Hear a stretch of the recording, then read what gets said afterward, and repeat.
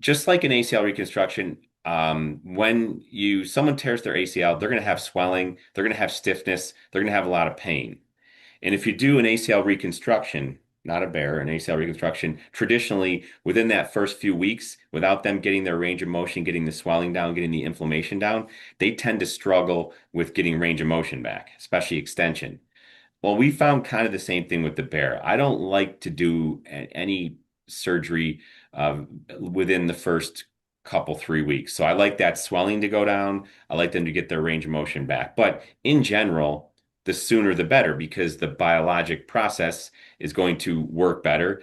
And the more acute the injury, and the longer it goes after the injury, the more the healing process, the biologic process is going to shut off and then you got to restart it again. Not like we can't do that, but in general, I think within 3 weeks to 6 weeks is probably ideal as long as they have their swelling down and their full range of motion back.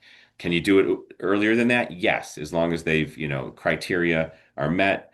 Does it sometimes take longer than 3 weeks to get all that back? Yes, but in general, I mean, 3 to 6 weeks is probably ideal. We've done them in people over a year. In that case, we love to use things like PRP and bone marrow aspirate cells, which has stem cells in it, to help restart that healing process, that biologic process. So you can use those as well earlier on to help with healing, but the longer it goes, the more biologic help we think they're going to need to have.